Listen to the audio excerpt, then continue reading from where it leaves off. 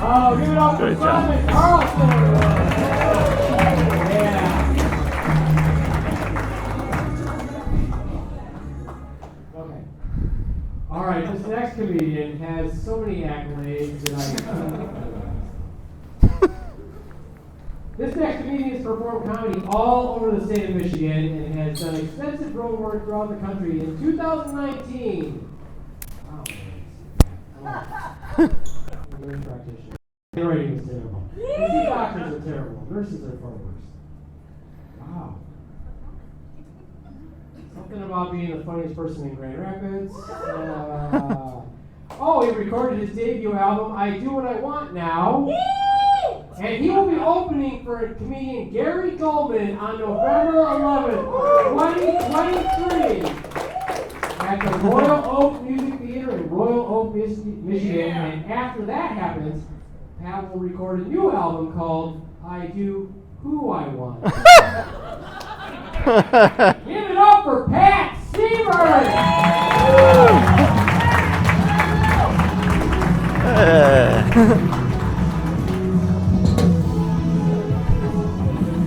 Thank you, everybody. How about one more time for all the comics you've seen so far? Let them hear it. It's good to be back here in Kalamazoo. Love performing back here. I had a performance review at my day job recently, and it went all right for the most part, except for my boss ended with a really weird compliment. He said, don't take this the wrong way, but you are smarter than you look. And that's why I don't like roast comedy, you guys. You're never going to see me on Roast Battle. I know the first thing they're going to say. I'm not going to do that. It's hard to know, what kind of energy you give off. I never knew what my vibe was. I always assumed it was kind of like getting by, you know? Someone's making the best of it, but apparently I've had dumb as shit energy, and nobody told me till I was in my 40s, you know? At that age where I'm learning new things of how people see me all the time. I went and saw the band Always in concert a couple months ago, and I wasn't sure how I was going to go because I'm a little bit older than their normal fans. I was like, you're just going there to see the music. It's going to be okay. But I'm waiting to get in, and we all had to go through security screening. They took me aside for additional screening. And they hit me with the metal detector wand extra hard. And they're like, we have to do this, sir. You're old school. You can have an ankle holster. I guess my vibe is the most grizzled person at this Always concert. I was like, yeah, if they don't play Archie Marry Me, there's going to be some shit.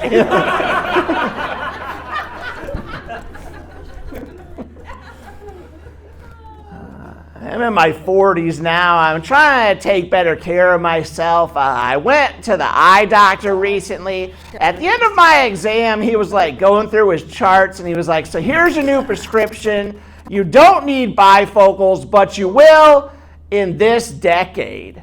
And I was like, this decade? That's the most vague diagnosis I've ever gotten.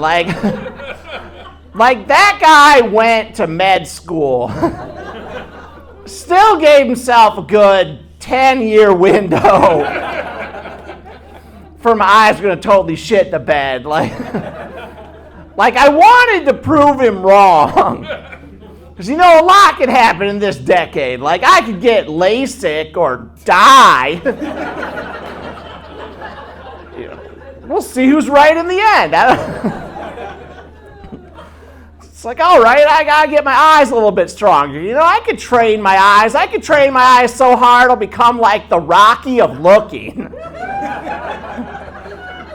Rocky would go in the meat locker, pounding those slabs of beef. I'm just gonna go in there and stare at them.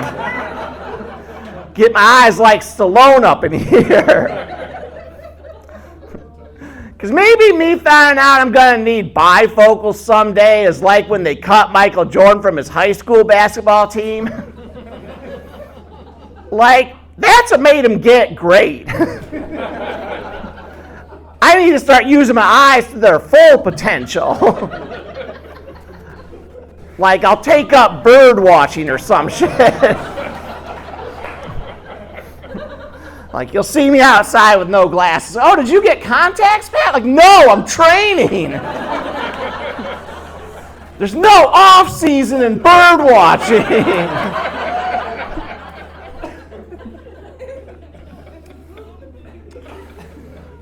I've been going to a lot of doctor's appointments lately because, don't do this, folks. I took like 7 years off from going to the doctor, and that is a tactical error. No real reason. I just didn't feel like it. That's like the worst reason to put on like insurance form. You know? I was like, I just don't want to go. You know. They want you to do all kinds of tests after that. They wanted me to take a sleep study because they were worried I might have sleep apnea, which if you're not afflicted, that's when you stop breathing while you're asleep. And that's bad. But that was like news to me. I thought I was just being efficient. Like one of those new cars that shuts off at a red light.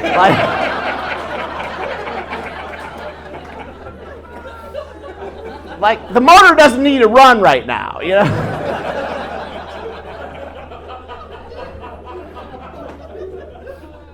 They didn't see it that way, so they made me take the sleep study.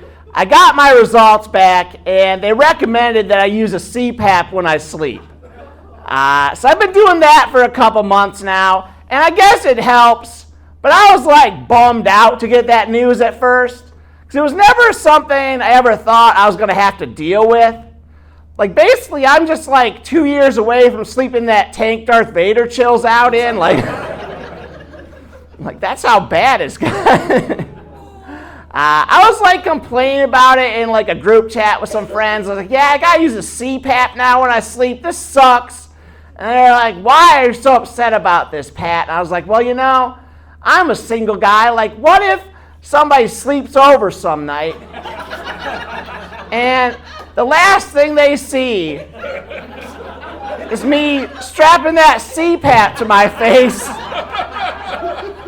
so I don't die next to them.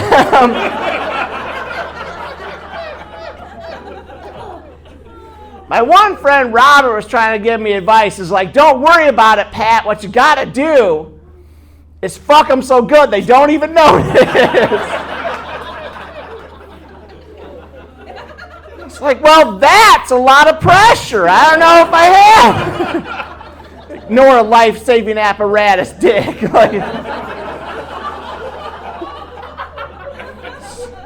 Not something I thought I had to figure out in my 40s. Not something they prepared me for in college or anything. You know? I also had to work on my blood pressure. I was diagnosed with high blood pressure last year, so I like take medication for that every day, and I use a blood pressure cuff a couple times a week at home. That's been going all right. I have like low blood pressure now, which I guess is the goal. But to make sure it doesn't get like too low, I keep taking the medication, but I pay people to tell me things that'll spike it. Like, I just want like a stranger come to me like, sir, your card was just declined, or I love you, but not in love with you, you know? And if that doesn't work, I just take my car to the shop just to see what they have to say.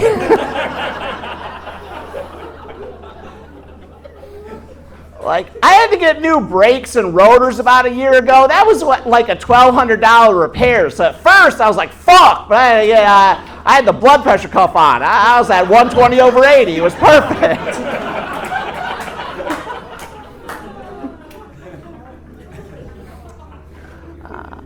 When I get my car worked on, I usually take it to the dealership where I bought it. But they do this thing I don't like. where anytime it's in there for service, someone from sales comes to talk to me about buying it back from me. I don't like it. They're very pushy. I don't like their logic, because it's like, hey, if you don't want to spend $1,200 in this repair right now, how about a $30,000 loan? How's that? Get you out the door today. Oh, your car needs an oil change? This 2021 Equinox does it, and you know what to do.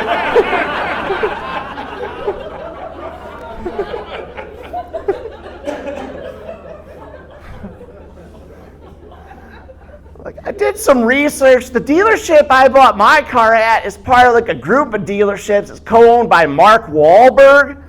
I don't know why Marky Mark wants my car. Like, is he in Hollywood right now? Like, come on, Pat, Father Stu ate it at the box office. Like, I need that 2018 Trax. Stop holding out on me.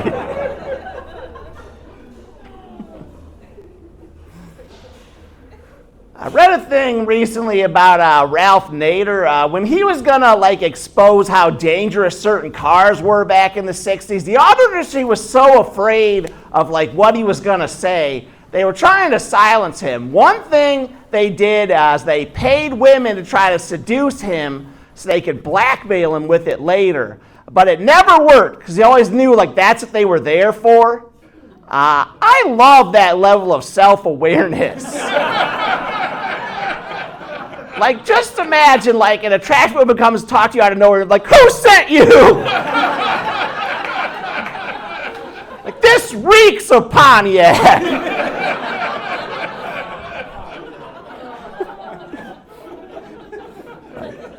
That stuck with me. Now anytime an attractive woman talks to me out of nowhere, I'm like, do I look okay, or am I about to blow the lid off some shit?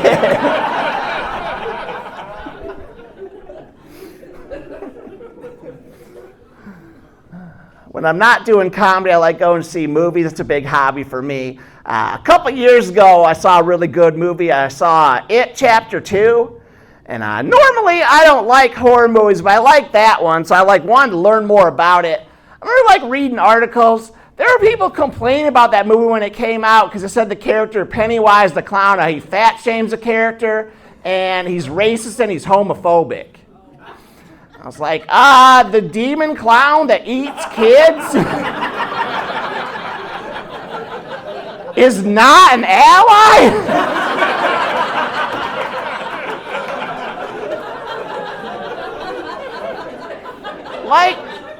I don't think anybody should be racist or homophobic, but if Pennywise is real, he'd be the one person I would give a pass to.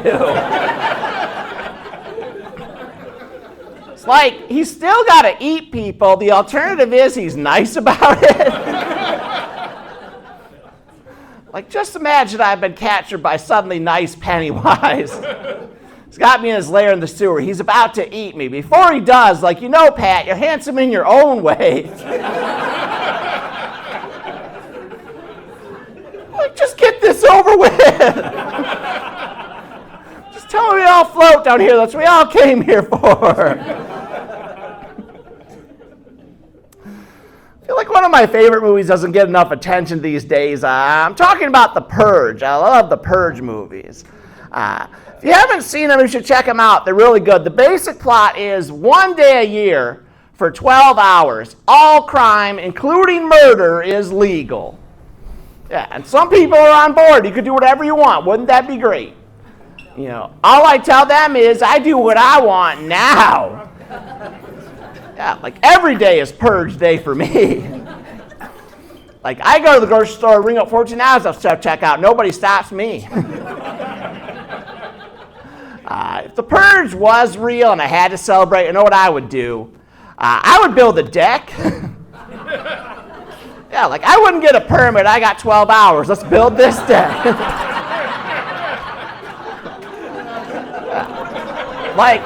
That's just smart.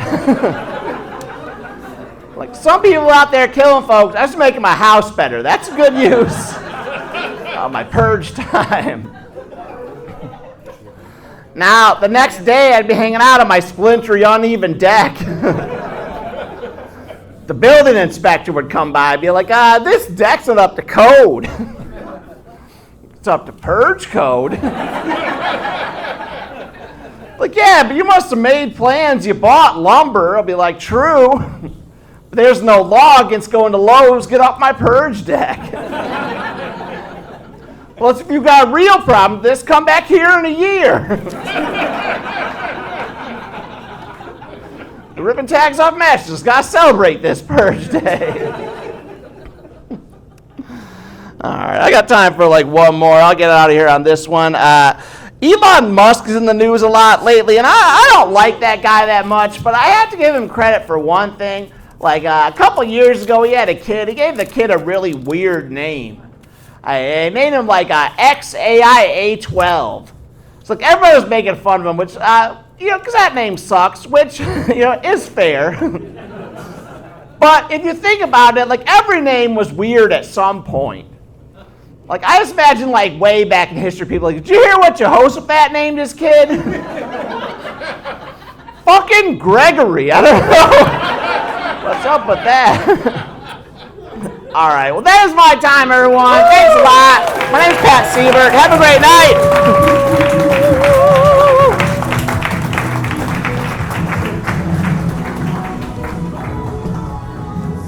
Pat Sievert, everybody. And check him out in November. If you're going to be up in Royal Oak. If not, if you're going to be around here in Kalamazoo, Michigan, we have a show that night also. It's the Veterans Day show with all veterans doing this.